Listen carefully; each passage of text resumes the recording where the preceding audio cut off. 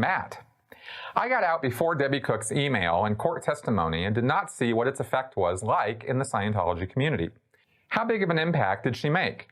I've talked to a few Scientologists who act like she was just some nutjob SP who just somehow rose to be the commanding officer of the world's largest service org and the mecca of technical perfection for decades. I never cease to be amazed by the ability Scientologists have to say someone is the most elite and ethical OT in the galaxy one day, then turn around the moment that person is declared and say they were always a downstat SP and everyone knew that.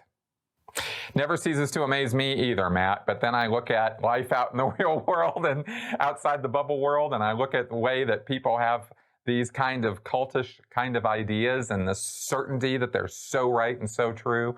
And anybody who steps outside that side, I mean, this is tribalism defined.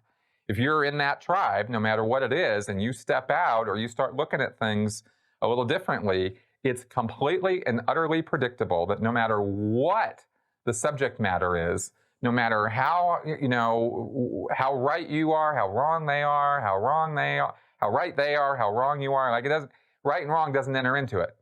If you're stepping outside the circle, then you're the bad guy. And you're going to have, and they have to make you the bad guy because otherwise they have to question their own beliefs.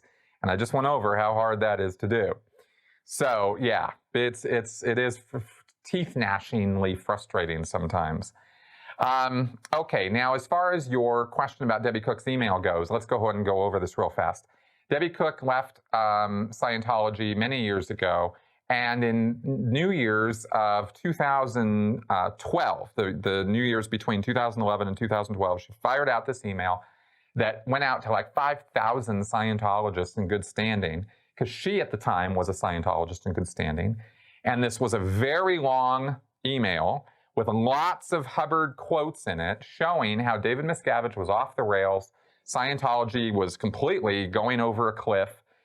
They had all this money and weren't doing anything with it, and they were only greedily sucking up more with a high-powered vacuum, and that this was not the Scientology L. Ron Hubbard envisioned.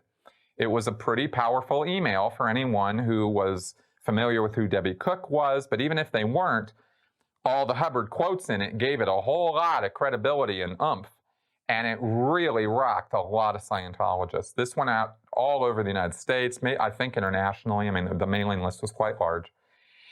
And it was a nuclear explosion in the world of Scientology. Debbie Cook was declared suppressive within a matter of, like a day or two.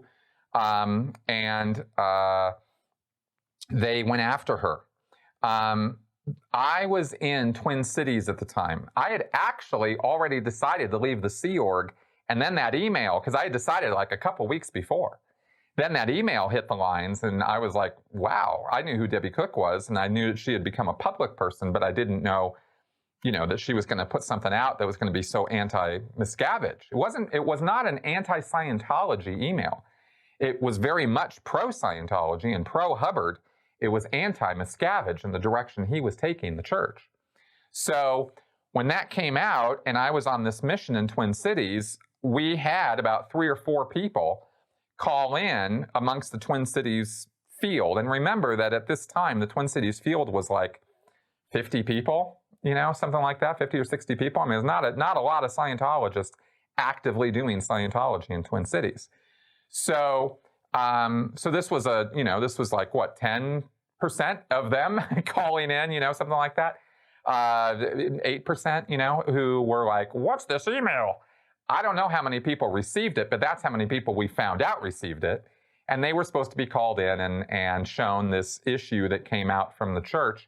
Not an SP declare on Debbie Cook, but just a breakdown of why she was wrong and how this was totally en theta and shouldn't be looked at. And she's now declared and, she's a bad person. So I got curious. That is what drove me to get so curious, is this letter saying she's so horrible and awful. And I was like, well, I know Debbie Cook. I worked with her many years before. She ran Flag for decades, as you said. And now she's the most horrible, evil person ever because she sent an email out.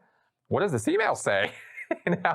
So I actually found it. I pulled it up and I read it. And I was like, damn, she's got some points. This makes sense. All these Hubbard quotes, she's absolutely spot on right.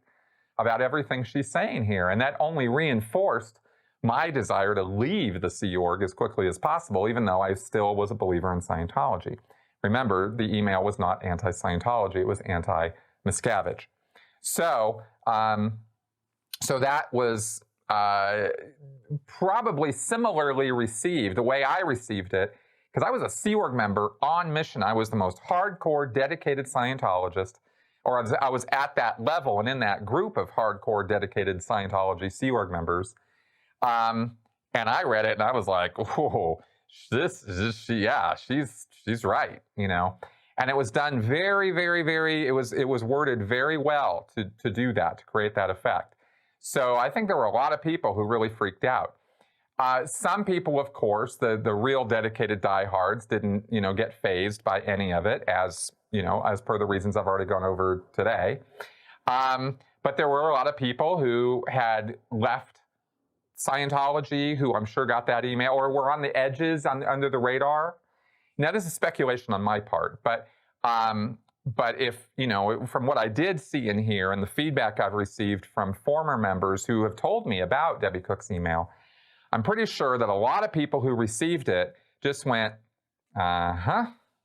yep.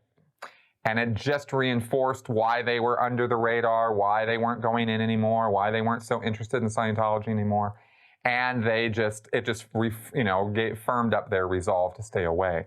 So those are the effects I'm aware of on it. Of course, the church took her to court very quickly, tried to persecute her for having sent that email out, and instead got their asses handed to them in a really big way, and ended up having to pay out a ton of money to Debbie Cook to really get her to shut up.